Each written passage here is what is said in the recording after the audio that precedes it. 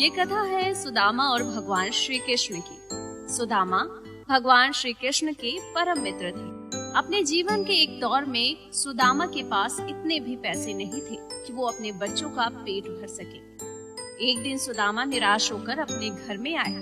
तभी उनकी पत्नी सुशीला ने उन्हें टोकते हुए उनसे पूछा, क्या हुआ जी, आप इतने हताश क्यों हैं? क्या बताऊं सुशीला, आज भी भिक्षा मांगते पूरा दिन बीत गया, लेकिन किसी ने एक अन्न का दाना तक नहीं दिया। प्रभु, आखिर ऐसा कब तक चलेगा? हम भले ही भूखे रहें, लेकिन बच्चों का पेट तो भरना चाहिए ना। अब क्या कर सकते हैं और किसके पास मांगने जाएं? प्रभु, आप कई बार कृष्ण की बात करते हो। आपकी उनके साथ बहुत मित्रता है, ऐसा कहते हो। वे तो द्वारका के राजा हैं। आप वहाँ क्यों नहीं जाते? जाइए ना।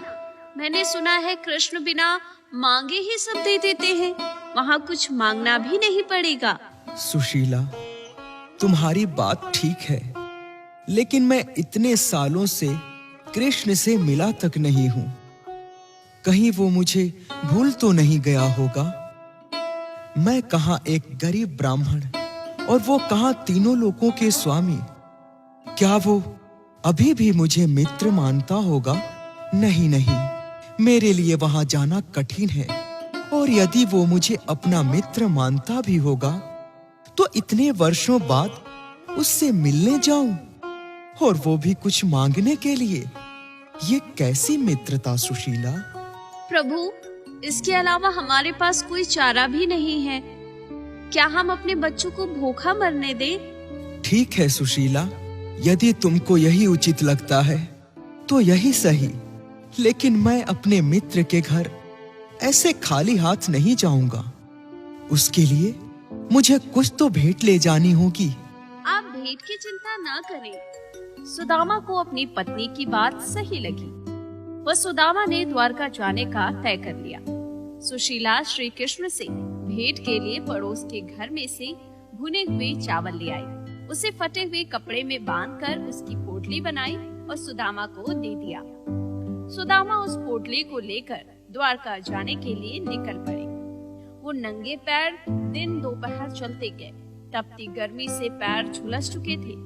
कदम कदम पर पैरों में कांटे धंस गए थे, लेकिन सुदामा मन में श्री कृष्ण नाम जपते द्वारका की ओर बढ़ते जा रहे थे। दिनों तक कठिन परिश्रम से वो द्वारका नगरी आखिरकार पहुँचे। अरे सुनो भाई, ये राजमहल कहाँ है? वो सीधी राह राजमहल की ओर जा रही है, आप उधर चले जाएं। आपका बहुत बहुत धन्यवाद। सुदामा राह पूछते पूछते महल की ओर बढ़ते गए। द्वारका नगरी देखकर सुदामा तो दंग रह गए। पूरी नगरी सोने की थी। वहाँ के लोग बहुत सुखी थे। वो जैसे तैसे महल के द्वार तक पहुँचे। महल के द्वार पर दो द्वारपालों ने उनकी वेशभूषा देखकर उन्हें वहीं पर रोक दिया। ओ भाई, यहाँ क्या काम है? मुझे कृष्ण से मिलना है। वह मेरा मित्र है। अंदर जाकर कहिए कि सुदामा आपसे मिलने आया है। क्या कहा? कृष्ण आपके मित्र हैं? हा, हा, हा, हा, हा। सुनो भाई, अब कोई भी कहीं से मुंह उठाकर आ जाएगा और कहेगा कृष्ण हमारे मित्र हैं, तो हम अंदर जाने देंगे? अरे तुम अपनी हुलिया देखा है? जाओ यहाँ से, हटो, द्वार खाली करो। मैं झूठ नहीं बोल रहा, सत्य बोल रहा हूँ। एक बार आप उनसे बोलकर आइए कि सुदामा आया है। भाई, मैं तो कहता हूँ एक बार कृष्ण को इनके बारे में बता देते हैं। तुम्हें पता है, हमारे प्रभु राजा और रंक में भेद नहीं करते। सभी प्रकार के लोग इनके मित्र हैं। क्या पता इनकी बातों में सच्चाई हो। एक बार तुम प्रभु को इस ब्राह्मण के बारे में बताया हो। क्या भाई, तुमको लगता है कि गरीब ब्राह्मण सत्य बोल रहा है? चलो, तुम्हारी संतुष्टि के लिए मैं ये भी कर ही देता हूँ। द्वारपाल भगवान श्री कृष्ण के पास पहुँचा। उस समय भगवान श्री कृष्ण रुक्मणी जी के साथ थे। वो उनसे बोला, प्रभु, द्वार पर एक सुदामा नाम का गरीब ब्राह्मण आया है और वो अपने आप को आपका मित्र बता रहा है। आप कहे तो मैं उसे अंदर लाऊं? क्या? सुदामा, सुदामा आया है। क्या तुम सत्य कह रहे हो? मेरा मित्र आया है। क्या हुआ प्रभु? ये मनुष्य कौन है जिसका नाम भर सुन आपकी आंखें अश्कों से भर उठी और आप सिंहासन छोड़कर खड़े हो गए? रुक्मणी, तुम नहीं समझोगी मेरे इस भाव को। सुदामा मेरा प्रिय मित्र है, वो मेरा सखा है। इतने सालों बाद वो मुझसे मिलने आया है। मुझे जल्द उसके पास जाना होगा, वो मेरी प्रतीक्षा कर रहा है। इतना बोलते ही श्री कृष्ण व्याकुल होकर सुदामा की ओर नंगे पैर दौड़ पड़े। प्रभु ठहरिए, कहाँ भागे जा रहे हैं? कम से कम खड़ाऊ तो पैरों में डाल लीजिए। प्रभु की लीला भी कमाल है। जिसके दर्शन को पूरा संसार भागता है, वो एक गरीब ब्राह्मण के लिए नंगे पैर दौड़े चले जा रहे हैं। ये देखकर सभी आश्चर्य में पड़ गए। एक साधु के लिए राजा व्याकुल होकर भागे जा रहे हैं। श्री कृष्ण भागते हुए अपने मित्र सुदामा को गले लगा लेते हैं। सुदामा को विश्वास नहीं हुआ कि उनका मित्र उनसे इस प्रकार व्याकुल होकर मिले। सुदामा, मेरे मित्र, तुम कितना बदल चुके हो और तुमने आने में इतना समय क्यों लगा दिया मित्र? चलो अंदर चलो, तुमसे तो अभी ढेर सारी बातें करनी हैं। श्री कृष्ण सुदामा को अपने साथ महल में ले गए। श्री कृष्ण ने सुदामा को अपना मित्र कहकर सबसे मिलाया और उनको अपने सिंहासन पर बिठा दिया और खुद नीचे बैठ गए। ये दृश्य देखकर वहाँ खड़ा हर कोई सोच में पड़ गया। वहीं श्री कृष्ण ने एक थाल मंगाई और उस थाल में सुदामा के पैर रखकर उन्हें धोने लगी। ये देख रुक्मणी ने उन्हें टोक दिया। प्रभु, आप ये क्या कर रहे हैं? आप क्यों इनके पैर धो रहे हैं? यहाँ इतने सारे दास दासियां हैं, आप ये कार्य किसी और को भी सौंप सकते हैं। हाँ कृष्ण, तुम मेरे पैर को स्पर्श मत करो, रहने दो, इसकी जरूरत नहीं है मित्र, मैं ठीक हूँ। नहीं सुदामा, आज मुझे अपनी सेवा करने से ना रोको मित्र। ये मौका कितने वर्षों बाद मिला है। तुम मेरे लिए इतनी दूर से चलकर आए हो, तो क्या मैं तुम्हारे पैर भी नहीं धो सकता? देखो जरा अपने पैरों को, इन कोमल पैरों में कैसे घाव हुए हैं। सुदामा, मैं आज तुम्हारे चरण जल से नहीं, अपने आंसुओं से धोऊंगा। धन्य है प्रभु आप और आपकी ये मित्रता। ऐसी मित्रता तो मैंने कहीं नहीं देखी। भगवान श्री कृष्ण ने बड़े प्रेम से सुदामा के पैर उठाकर थाल में रखे और उन्हें अपने अश्रुओं से धोने लगे। ये दृश्य देख वहां खड़े सभी नर नारी की आंखें भर चुकी थी। कृष्ण का अपने प्रति ये प्रेम, ये स्नेह देख सुदामा भाव विभोर हो गए। इसके बाद दोनों ने ढेर सारी बातें करके गुरुकुल के दिनों की यादें ताजा की। वहीं सुदामा श्री कृष्ण की समृद्धि देख शर्मा गए। सुदामा, भाभी जी ने मेरे लिए कोई भेंट नहीं भेजी क्या? अब मैं कृष्ण को क्या जवाब दूं कि उसकी भाभी ने उसके लिए कच्चे चावल भेंट में भेजे हैं? ये क्या सोचेगा?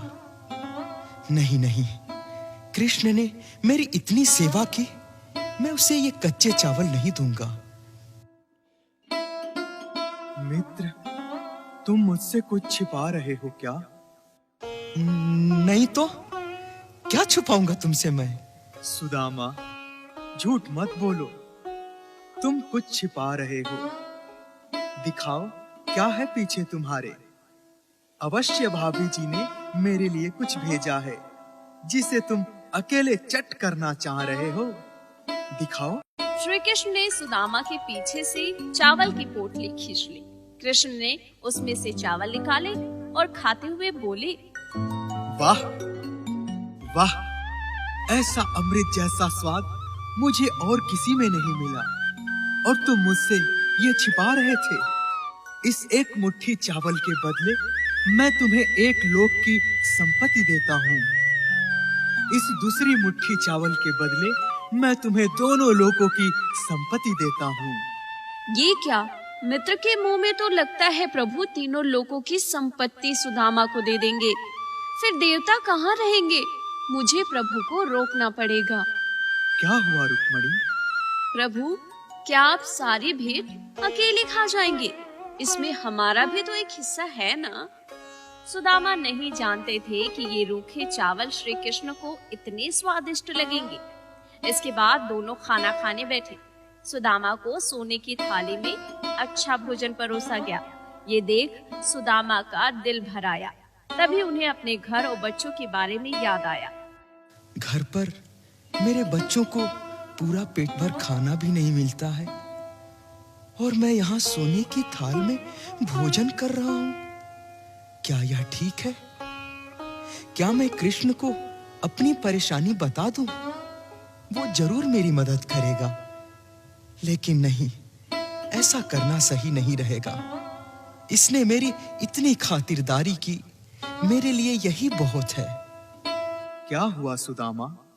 क्या सोच रहे हो? कुछ नहीं मित्र। ये बोलकर सुदामा खाने लगे। सुदामा वहाँ 2 दिन रुके। 2 दिन कृष्ण ने अपने मित्र सुदामा की खूब खातिरदारी की, लेकिन वे श्री कृष्ण से कुछ मांग नहीं सके। और तीसरे दिन श्री कृष्ण से बिना कुछ मांगे वो वापस घर के लिए निकल पड़े।